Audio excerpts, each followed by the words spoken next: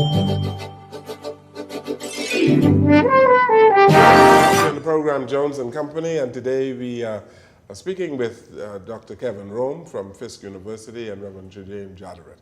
I mentioned that it seems as though the black race in the United States of America is regressing in certain ways. There are some retrograde steps in America, as we see from watching the movements in politics as well as in your social development. Young men are being victimized, it seems, in America. Is this a phenomenon that is progressing or what? Well, and again, I was an English major as an undergraduate, and so I'm very cognizant of when we use language. I don't think that black people are regressing. I think there are systems in place that are trying to pull us back to a time where we didn't achieve as much as we would have liked to, and there were systems in place that were against the advancement of African Americans. And so I would definitely say that there are sentiments in our political environment and our economic environment that seem to be adverse to the progress of African Americans. Let me get you right. You say systems are regressing and not black people? I think people are still striving for success, and people are still participating in higher education, starting businesses, working hard. But I believe that it's not just hard work that gets people along. If you don't have systems in place to support the advancement of people who are working hard, then they don't achieve much. And again, there are always outliers. There will always be successful people, but we want to see more people enjoying the fruits of their labor and enjoying all of the progress that's happened in the United States, the wealth. Dr. Rome, I'm going to tell you something that I find very interesting, and we've discussed on these programs before. And it's that Caribbean people of color who go to the United States of America seem to get ahead and seem to thrive in the U.S.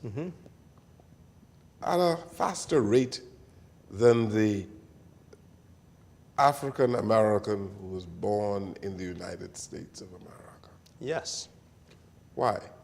The Caribbean people, or the Asian or the Hispanic, you name the group, they did not go through slavery in the United States. They're not dealing with the vestiges of slavery. They're not dealing with the systems that were set in place to keep them from progressing, and they have a sense of identity. That's why I believe a sense of identity is so important. If you've never been a slave, it's hard for someone to treat you like a slave. But when you come from an environment where we're just a few generations removed from slavery in the United States, and so it affects the psyche, it affects, if you look at So are we in the Caribbean? Well, no, it's not the same. It's not the same. To you, our It's history. not the same. We are a few generations removed from slavery, but the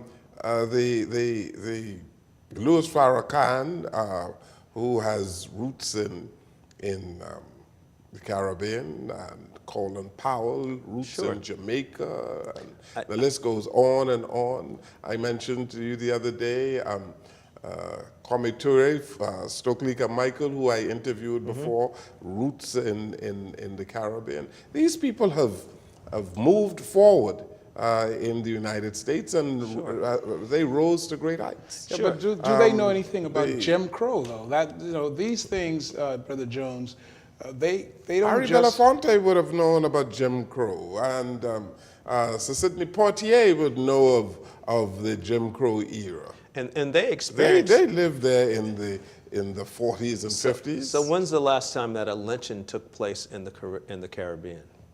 No. I'm asking, that's a question. When's the last time? Because lynching is still happening in the United States. When was Black people are being murdered every day, and it's not They're by... not being lynched, they're being murdered. Oh, well, I think you need to look at what's happening. You see African Americans in the prison system who are being hung, and we don't know, we can't explain what's happening to them. To me, that's a lynching. They're lynching? being killed, yeah. I mean, they're being strung up. If you look at what's happening in the United States, when for a Black American, you ride down the street and a police officer pulls up behind you, you don't know if you're going to live through that experience. I don't know what it's like over here, but I haven't felt that sense of fear since I've been in the Bahamas that I experienced in the United States. You feel that sense of fear in Tennessee? Yes. As the president of a university, you feel that because you are Black, you are targeted? Well, when I'm riding down the street, no one knows that I'm the president of Fisk. I'm just a Black man in an automobile. And so that didn't just happen in the United States. And so as an African American, there's a sense of fear.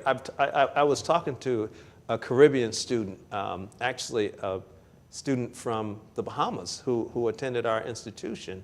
And he said he never understood why Black students had the fear, because he didn't grow up with that fear.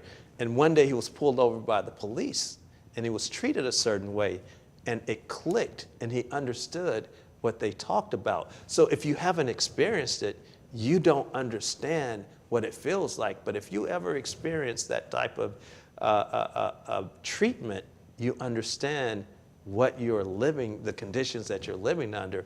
And it could happen to any of us at any time. Now, it doesn't happen every day and it's not rampant, and Nashville is definitely a safe city, yet it's happened throughout the United States. And you can't explain how it's happening in all these different states. It would be different if it was isolated to one particular place, but it happens in New York, it happens in California, and it happens all between. To what extent should Black men and women in the United States of America take responsibility, personal responsibility, for where they are and how they are treated? Here you have a person like yourself who came from humble beginnings, Yes. Who rose to the level of president of a university. Yes. Aren't there tens of thousands and hundreds of thousands of Black men in America who have not taken personal responsibility for where they are and have let the side down, so to speak? Well, I disagree. I think it's a misnomer when people say that Black people don't take responsibility. There are many, many, like you said, very responsible African Americans who have fought and even died for equality and taking responsibility for us to have the right to vote, for us to have the right to enter a business or a restaurant or live in a neighborhood or whatever rights that we are entitled to. And so that's been part of our experience, that African Americans who were not dropped off in the islands, but the ones who ended up in the United States, from the day they landed, they didn't just sit back and say, we want to be slaves. They were fighting from the day we landed in Virginia.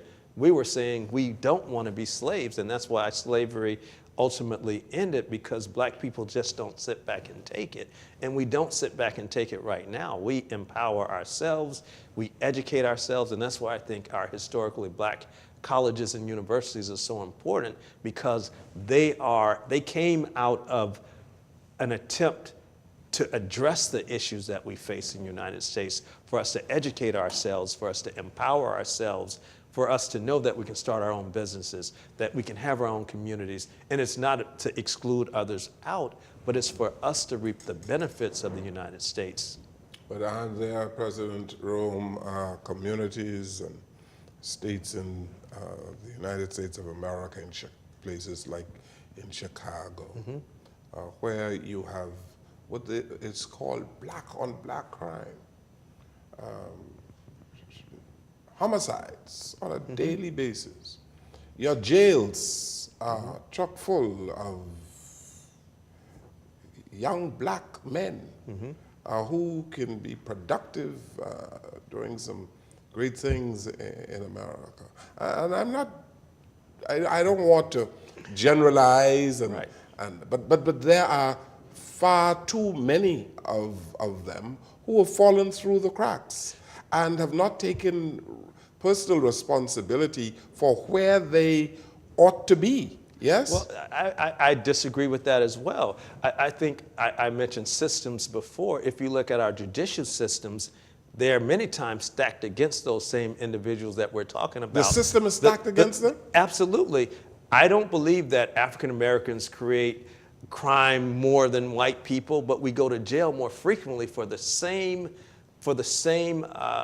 alleged offenses. And so that's documented. So it's not just because black people commit crime. People commit crime. And when you talk about black on black crime, people usually commit crimes against those who they're most connected with. So if a white person kills a white person in a white neighborhood, they don't call it white on white crime, they just call it crime. But when a black person commits a crime or commits some type of act of violence against another black person, it's pinned as black on black. And so but it happens that's with the media. Tremendous regularity. But it happens with in tremendous Philadelphia and the ghetto communities of Philly and Chicago and New York. Yes? Yeah, but it also happens in the rural areas of any state you look at in university where you have white on white crime, but you don't see that on the news every day. If you look at the drug culture in the United States, now the president of the United States is calling it a problem, and they want to take measures to address it, but it's because they're white people who are using narcotics and using them, selling them, creating them, destroying their lives. And now people are saying we have to take action. It's an epidemic. It's an epidemic. And so it's not just that it's happening to black people, it's how the media characterizes it and shows it, and they want to say that it's black people, but it's not just black people. And if you go to prisons, it's not just black people in prison. Statistically, you may see larger numbers, but that's because of the judicial system. If you have resources, you're less likely to go to jail for the same crime. That if two people can commit the same crime, if you can afford a lawyer, you're less likely to do jail time. If you can't afford a lawyer, you're more likely to go to jail.